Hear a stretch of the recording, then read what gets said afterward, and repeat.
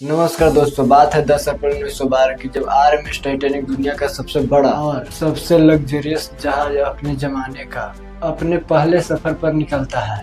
ये जहाज south attain England से न्यूयॉर्क जा रहा था और इसके अंदर हर तरह के लोग बैठे थे, बड़े बड़े इंडस्ट्रियल से लेकर इमिग्रेट तक जो अमेरिका जा रहे थे एक बेहतर जिंदगी के तलाश में। इस जहाज के कमांड संभाले हैं 62 साल के सीनियर कैप्टन एडवन जॉन थे। पैसेंजर में, पब्लिक में और मीडिया में बहुत एक्साइटेड थे इस जहाज को लेकर। आखिर न ये सिर्फ दुनिया का सबसे बड़ा शिप 269 मीटर लंबे और 50 मीटर ऊंचे, इसमें जो लग्जरी इस्तेमाल करी गई थी वो दिल दहला देने वाली। उस जमाने में शिप को बनाने में कॉस्ट पड़ी थी $7.5 मिलियन।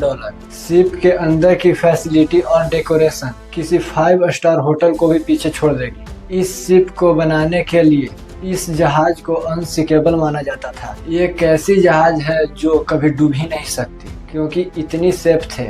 व्हाइट स्टार लाइन उस कंपनी का नाम था जिसने इस टाइटैनिक को बनाया था। इस कंपनी के वाइस प्रेसिडेंट इतने कॉन्फिडेंट थे इस चीज को लेकर कि उन्होंने पब्लिक के सामने ओपनली आकर ये कहा था कि जहाज अनसिंकेबल है। लेकिन अपने सफर पर रवाना होने के 2 दिन बाद 12 अप्रैल 1912 को टाइटैनिक को अपनी पहली आइस वार्निंग मिलने लग जाती है। इस अटलांटिक ओशन पे तैरकर यह टाइटैनिक शिप अमेरिका की ओर बढ़ रहा था। वहाँ पर आइस, बड़े बड़े बर्फ के पहाड़, आइस बर्फ जो खतरा था इस जहाज के लिए। इस वार्निंग को रिसीव करने के बाद टाइटैनिक अपना कोर्स 2 बार बदलती है लेकिन अपना स्पीड कम नहीं करती। 2 दिन बाद 14 अप्रैल 1912 को 7 और आइस वार्निंग दी जाती है, लेकिन कैप्टन सिम्थ और उनके क्रू इन वार्निंग को इग्नोर कर देते हैं और टाइटैनिक का स्पीड कम नहीं करते। धीरे धीरे सूरज ढलता है, रात हो जाती है, तापमान न नीचे गिरता है। इस 14 अप्रैल की रात के बारे में बड़ी खास बात है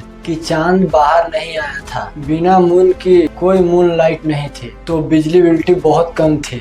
इस रात को जहाज के ऊपर एक रोज नेस्ट होता था, एक छोटा सा प्लेटफॉर्म जो काफी हाइट पर होता है। लुक आउट पॉइंट कहा जाता है। यहाँ पर किसी को बैठा कर रखा जाता है, तो जो बंदा यहाँ पर बैठा था उसे बड़ी ठंड का सामना करना पड़ता है। बहुत ही तेज रफ्तार से ठंडी हवाएं चल रही थी, ऊपर से रात का वक्त था और जो ठंडी हवाएं चल रही थी उनकी वजह से आंखों में आंसू आने लग जाती है, जिससे आगे देखना और भी मुश्किल बढ़ जाती है। रात के 11:39 पर फ्रेडरिक फ्रिट नामक बंदा जो स्क्रूज नेस्ट में बैठा था, ये अचानक से अपने सामने देखता है कि एक बड़ा सा आइस बर्फ आ चुका है। वो जल्दी से 3 बार घंटी बजाता है ताकि नीचे बैठे वो लोग सुन सके। फिर फोन उठाकर कॉल करता है कि सामने हमारे आइस बर्फ है, जल्दी से जहाज को मोड़ो। फर्स्ट ऑफिसर विलियम इस मैसेज को सुनते हैं और इंजन रूम को संदेश देते हैं कि जहाज को लेफ्ट डायरेक्शन में मोड़ दो। बहुत देर हो चुकी थी। सिर्फ 1 मिनट बाद 11:40 पर यह जहाज उस आइस बर्फ से टकरा जाता है। Titanic left port in Southampton, England. Among her passengers were many of the wealthy and influential. The band played the gayest tunes and American ragtime dances. The time was 11:40. The iceberg grazed the right side of the ship. And all of a sudden she lifted up quickly. Everything that was movable was going through her. I didn't think it was serious because I didn't think it was possible. A big ship like that could sink. ये ice बर्फ कोई छोटा मोटा ice बर्फ नहीं था। 200 by 400 feet का था, एक फुटबॉल फील्ड जितना बड़ा, और हाइट में ये क्रूज नेस्ट तक आ रहा था। आइस के साथ टकराव जहाज के फ्रंट साइड पर होता है। स्पेसिफिकली कहा जाए तो वो पर हुआ। अब वो कौन सा हिस्सा होता है जहाज को इस फोटो में आप देख सकते हैं कि ये सामने वाला हिस्सा होता है। वो उसके बाद वहां पहुंचते हैं ये देखने के लिए कि जहाज को कितना चोट पहुंची है। देखा तो पता चला कि ये जहाज तो अब डूब जाएगा। वो कम्प्लीटली शॉक हो गए। देखकर उन्हें लगता था कि ये जहाज तो अनसिंकेबल है, लेकिन जो जहाज की हाल है उसमें 16 अलग अलग वाटर टैंक कंपार्टमेंट में डिवाइड किया गया था। 16 में से 4 कंपार्टमेंट भी पानी से भर जाए जहाज को कोई फर्क नहीं पड़ने वाला, जहाज तैरता रहेगा। लेकिन ये इम्पैक्ट इतना ज्यादा था कि इस 16 में से 6 water tank compartment already bridge हो चुकी थी। रात में 12 बजे कैप्टन स्मिथ ऑर्डर देते हैं कि एक डिस्ट्रैक्ट सिग्नल भेजो रेडियो पर। जो आसपास जहाज होंगे वो शायद हमारे सिग्नल को पकड़ लें और हमें बचाने आ जाए।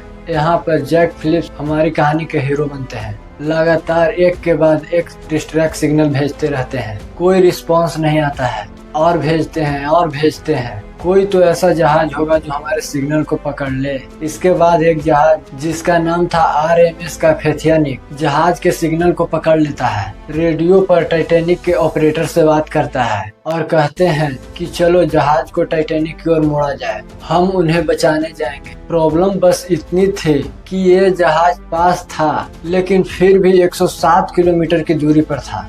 अगर ये अपने टॉप स्पीड पर भी जाए, जिसके बाद भी इसको वहां तक पहुंचने में 3.5 घंटा का समय लगेगा, क्या 3.5 घंटा में उन्हें बचा पाएगा? इसके बाद कैप्टन ऑर्डर देते हैं कि अब पैसेंजर को शिप में मौजूद लाइफ बोट में बैठाया जाए। लेकिन टाइम के साथ साथ एक के बाद एक कंपार्टमेंट पानी से भरते गए।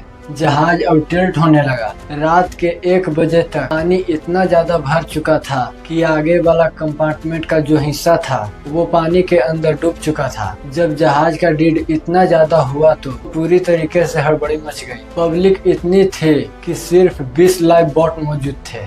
शिप में रात को 2:05 पर आखिरी लाइफ बोट उतारी जाती है। टाइटैनिक पानी के अंदर। इन जहाज से अभी भी 1500 लोग बचे थे। इसके करीब 2:20 पर यह जहाज 2 टुकड़ों में टूट जाता है और फिर पानी के अंदर डूब जाता है। Trying to get into the few lifeboats that were left. No, it was pretty sad at the end. 3 घंटे भी न लगे कभी न डूबने वाले जहाज को। वीडियो अगर पसंद आया हो तो वीडियो को एक लाइक करके चैनल को सब्सक्राइब जरूर कर दीजिएगा। तब तक के लिए मिलते हैं अगले वीडियो में। बहुत बहुत धन्यवाद।